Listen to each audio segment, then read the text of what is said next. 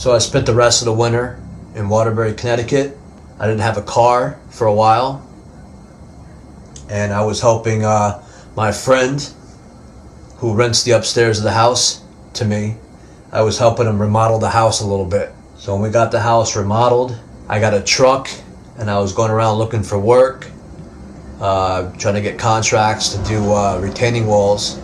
Then I got into a car accident. Someone hit the truck, totaled the truck. So due to those circumstances, I had to borrow my dad's car. There's no places to hike in Waterbury.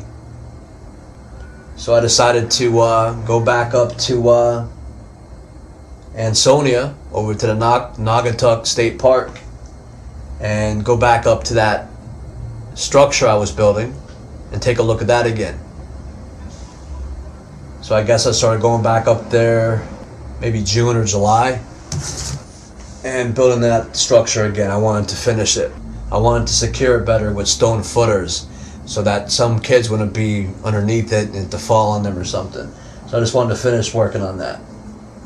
So I went back up there, I was working on that, and then I noticed something really strange, which was these balloons.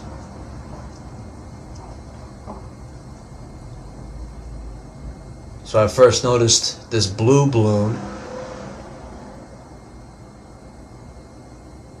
and it looked kind of old. Looked at least, I would say, 3 or 4 years old. But you don't really think of anything when you see a old balloon sitting there, other than it looked out of place, because there wasn't much garbage up there in the middle of the woods up there. Then later on that day, I saw a green balloon that looked like it was maybe a year or two old. And I started saying, why are all these balloons up here at the top of the ridge? And I remember when I first started hiking at the Naugatuck State Park, I saw a couple balloons down on the lower trails. In fact, the trail that runs parallel to Beaver Street down here. I saw 2 balloons, and these balloons were still inflated with some helium, so they were floating a few feet off the ground. So the first 2 balloons that I saw that had the helium down by the lower trails, like, I just thought maybe, some kid had them.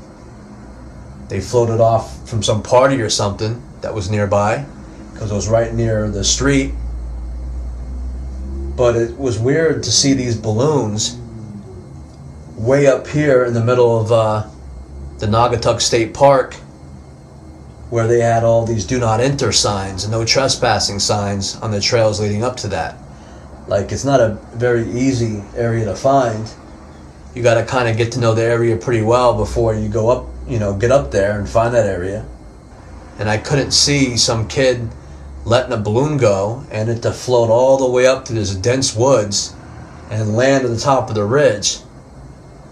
And I really couldn't see it happening a bunch of times either.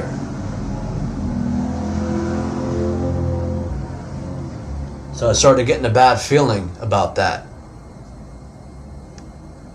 Why were balloons being brought up there? And when you think of balloons, you obviously think of youngsters, kids. And if a kid was hiking up there with a balloon, why didn't the kid bring the balloon back with him or her when they went back down the hill?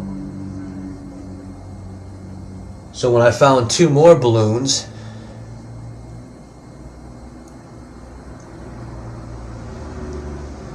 one looking really old, one buried under leaves, I started to notice they looked like they had been there all at different times. Which meant this one looked 5 years old, this one looked 3 years old, this one looked a year old, this one looks 2 years old. So these balloons are being consistently brought up there and abandoned over a long period of time. And I started to get a real bad feeling then.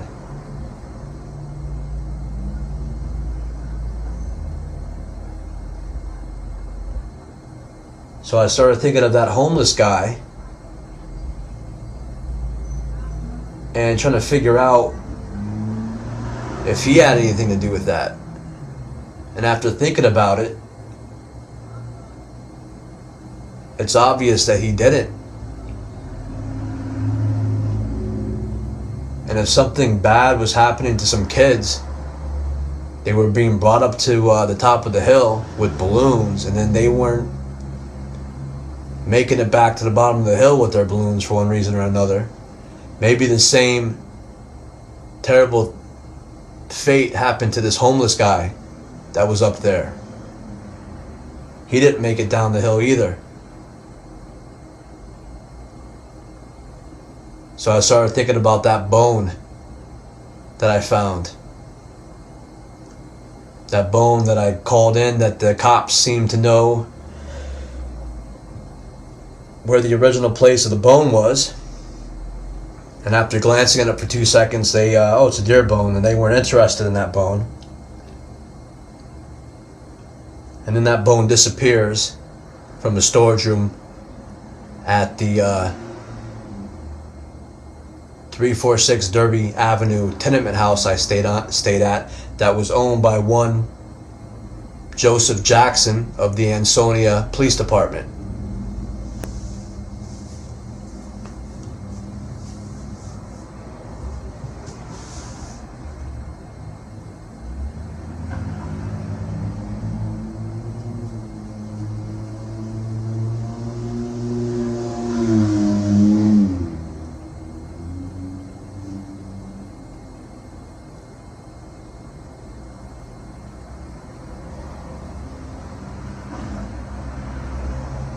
So there was a movie that came out probably 10 years ago with the rapper called Ice-T in it.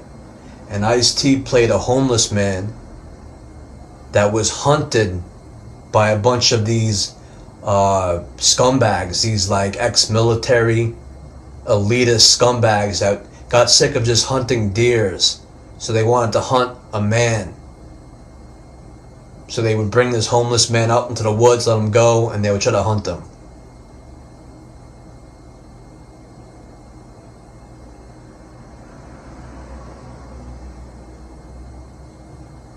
And I wondered if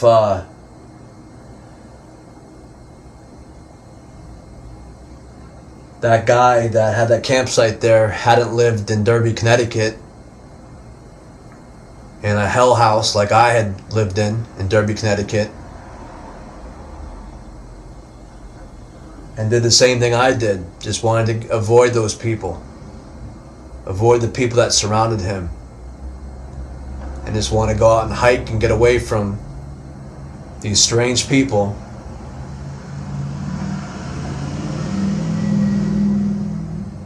And he would go out into the woods, and he also found kind of this ridge up here that seemed kind of like rural and peaceful and away from the trails, and kind of right in the middle of the state forest there where you get some peace and quiet.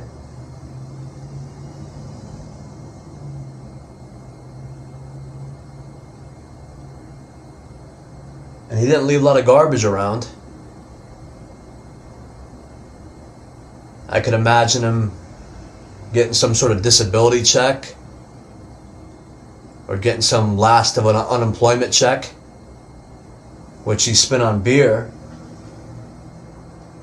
And he would buy glass bottles of beer because he didn't want to leave all the cans around or make a big mess with all the cans. Because maybe he was a good guy and didn't want to leave a big mess. If anyone came up to talk to him, he didn't want to look like he was screwing up the area at the state park. After all, he had himself a plastic garbage can. And I could see him walking, I think it's 2 miles down to the street, and then I'll have to clock it next time I go up there in the car, but it's another 2 or 3 mile walk to the nearest liquor store that I know of in Derby. I just know of that one on Derby Avenue there. So he would go down there and get his beer, hike it back up to the woods, and smash his glass bottles into the fire, which would melt the bottles, and he'll get rid of his garbage that way. And I guess it started to get cold up there. I don't know when he started going up there, but the rope tied against a tree right next to the bonfire suggests that he tied the rope to 2 trees and draped a tarp over the top. And that was in a position so his bonfire would be right in front of his little tent there. Like at first I said, why would he build the bonfire right next to the tree? Like, then he wasn't he concerned about setting the tree on fire? And why is this rope hanging here? I'm thinking maybe he was drying his clothes off or something. But the more I thought about it, it was because he tied the rope from the tree to another tree, had a bonfire right next to that tree so he could have his little tent. So that suggested to me that he was homeless.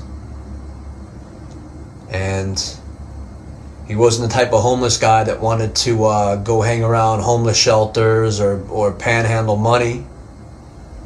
And a lot of alcoholic bums just like to kind of hang out in the city where they could panhandle money and then go get their liquor. He wasn't really even interested in returning the bottles, which suggested to me that he was recently made homeless. And I guess to the nearest store where they would accept the bottle returns would put another 5 miles on his walk. So instead of getting the extra 60 cents to $1 a day, he said, I'll just rather get rid of the bottles up here than to walk all the way to the store and back. So that suggested to me that he did have some sort of income, whether it be a disability check or an unemployment check. And he really didn't like being around people.